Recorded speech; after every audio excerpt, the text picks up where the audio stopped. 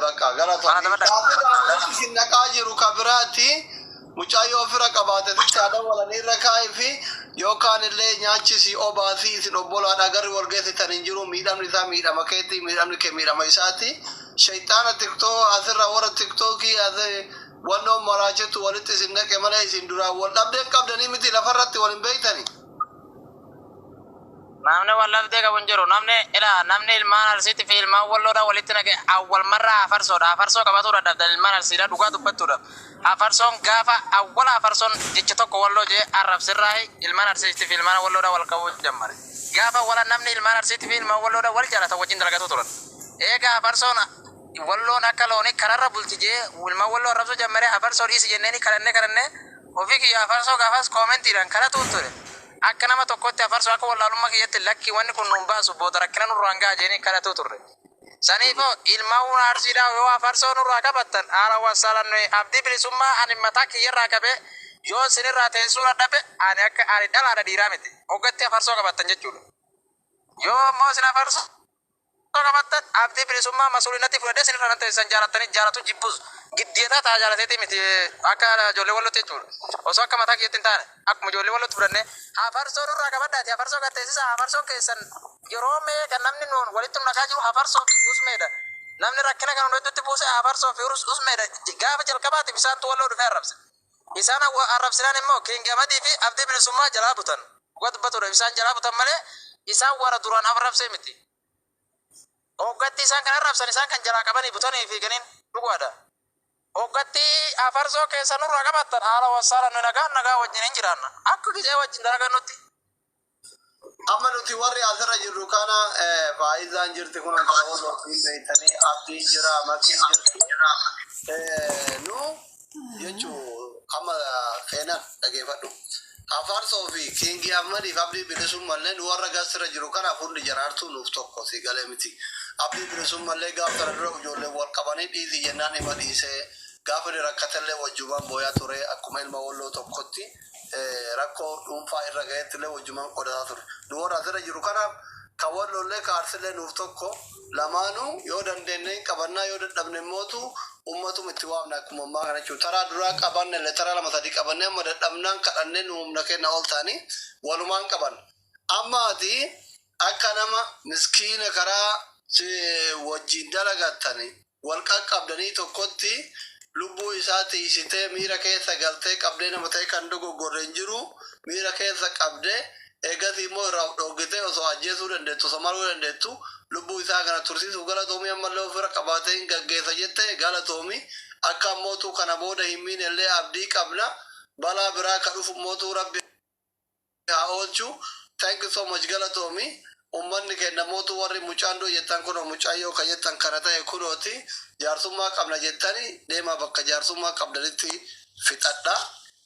nama 15,000 as jira namoonni 15,000 as jirtan ijoolleen kenna ka arsillee ka wallollee warri nama tumsiiftan qabii fidi jettan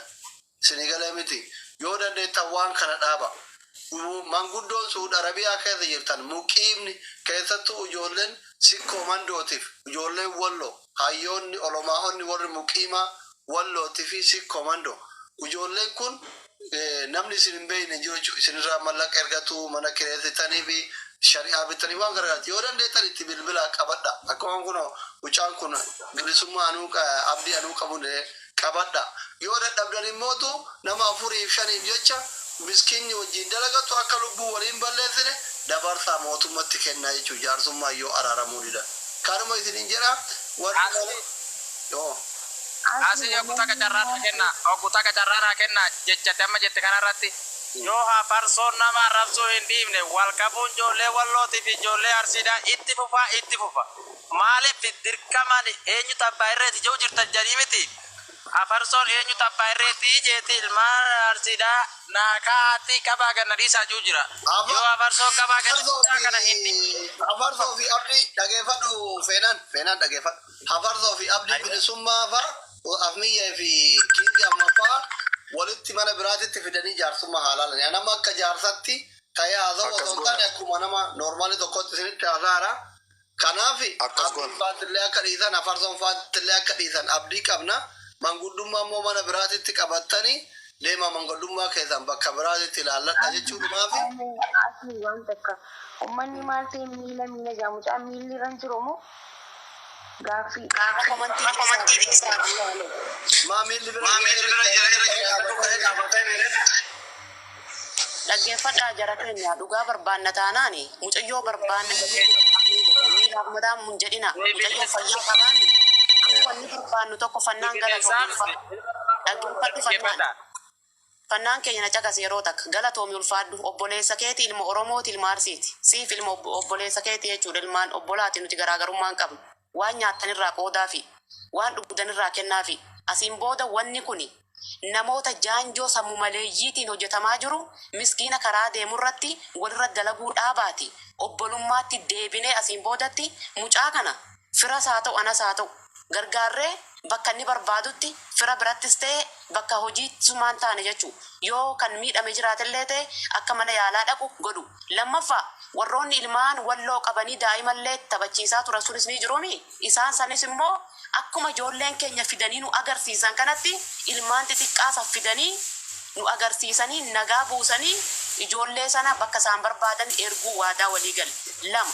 sadaffaa osoo ragaa hin qabaanne warroonni laayikii komantii suusii qabdan warroonni feesbuuk haaraaf tiikootii dhuftanii tiiktookar ofiin jettanii dubbii olii gadi hafarsan nurraa dhaabbadha rabbi sodaadha ammuma kanallee warri dubbii kana mucaan kunii fi mucaan kun obbo laalaalaa jara keenya komii walitti hin qaban nama biraatti isaan dogongorsaa jiraa jechuudha laal dhugaa dubbachuuf namtichi mataa goforee eenyu jettanii suni har'an miti kan ummata keenya walloo arrabsaa ture jechuudha mucayyoo san dhaabbachuu qaba abdii bilisummaa jaalattee miti jibbitee miti ummata jala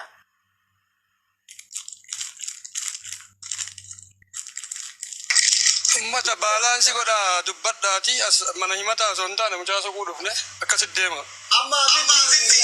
baalaansi godha nullee nama himatuu ta'e nama himannu qabna ka ummata arrabse amma kana goona miyuutii godhadha asli akkana goona wanni nuti barbaadaa jiru inni guddaan alhamdulillah mucaan lubbuun jiraachuudha argameera Oromoo fi komandoo ilmaan walloo qabdan sana fuudhaati amma leetti bilbilaa jiru warri walloo irraas ijoolleen warri arsiillaas bakka tokko himadhaati wal geenye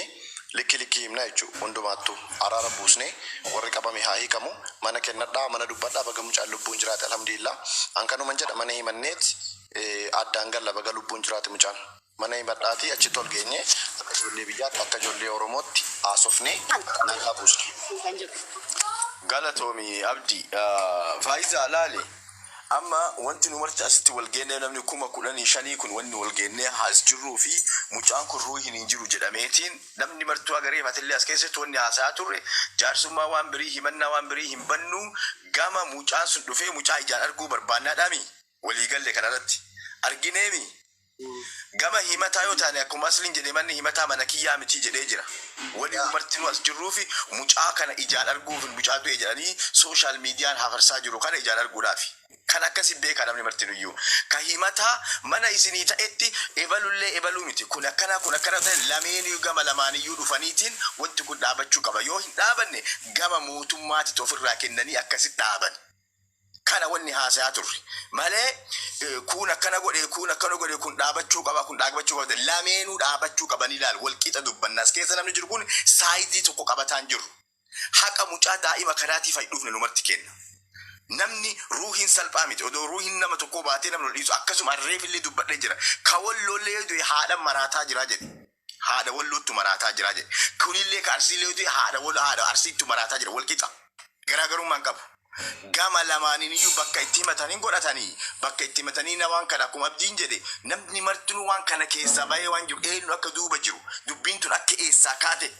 waan maraa bakkeen itti himatamu godhameetiin achi wal geennaa ammaaf warri mucaa fiddan galatooma mucaan dhufee jira mucaan kaa'ee du'e jedhame kana yoo ta'e kunoo agarree jira viidiyoo waraabbatee jira ummanni kanuma jedhaa galatooma ulfaadhaa. Ayyee galatoomaadha. Amma ijoolleen wal abdiin bakka bu'ee irraa kannatanii jiran mana sooloo araarri haanuu ta'uu isaanirraa gaafadha yoo manni sooloodhaan taa'aa ja'anii gartee murteeffatan isaan ayyaman araarrichi buufnaa ja'an dhageessanii kanaaf afarsaaf osmiyyee taatus namni afarsaaf osmiyyeedha bakka bu'u taatus manni san taanaan akka jaarsatti gara simaluu dandeessan. abdiin bakka buufatanii abdiin irra dubbataa jira waan ta'eef abdii akkasuma abdii bilisummaa